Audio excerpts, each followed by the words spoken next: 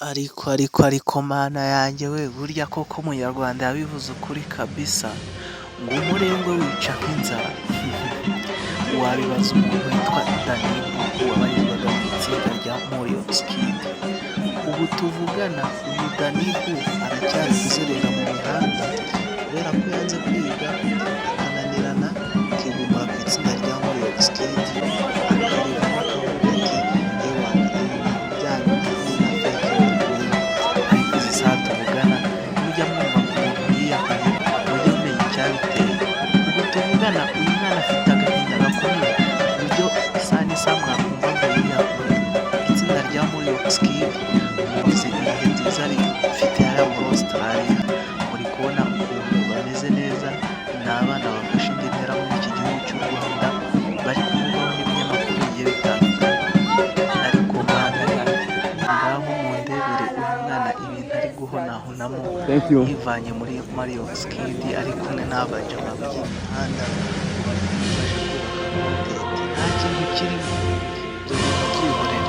Icyaba cyiza umugani w'uwo nabonye akugira inama, wajya gusaba imbabazi muri Morions Kid, yagusaba imbabazi wowe Dani, nta kintu kirimo rwose muri uyu muhanda kabisa. Abana bararyoshye bameze neza buriye indege. Ayayayaya, mana yanjye we, burya mwa banyarwanda mwereka mbabwize n'ukuri, nubona hari ikintu wagezeho watangiye kuzamuka uri kwinjiza income, sinzi niba buri muntu wese arabyumva, uri kugira icyo winjiza naho yaba ari gike, komerezaho ewana, ukomerezeho. Ibintu nibishaka ibintu bizira ku bindi, ewana bizagenda biza. Ikindi kandi buriya mutari muzi, yego kabone wavuye muri bintu wari urimo, ariko ugiye mu bindi byiza birushijeho mu byo wari urimo kandi wabibonye. Ni ibyo nagiraga ngo mbabwire kabisa. Munyihere like, munyihere subscribe, munyihere comment, namwe mumbwire uko muri kubyumva. Ewana musangize n'abandi bantu, ariko rero mufashe n'uyu mwana kwihangana. Abo bakapo, aba bacaca b'iyi mihanda baba bari kumushuka, ntago ari sawa kabisa. Ibyo bintu nibabyihorere, nta kintu kirimo tu. Naho ubundi Danibu ewana, komera mu mutima wawe, nta kindi nakubwira.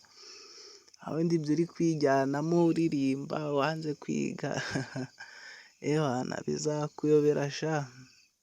Yagusaba imbabazi abo bana uri kwiyungaho ngo ni ba Junior Kid, ngo ni ba Max Kid, ewana sinzi kabisa. Yagusaba imbabazi iwanyu, wongere ujoyininge, fate n'ishuri kandi ndabizi ko usabye imbabazi bakubabarira.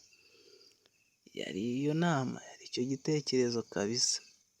Reka mbashimire ko bantu banjye muri kugenda munkurikirana ku mbuga nkoranyambaga, ewana ziri kuzamuka neza. YouTube ndabura abantu bake ngo nuzuze 1K, TikTok nabo biri kugenda 11,700, muri kubikora neza.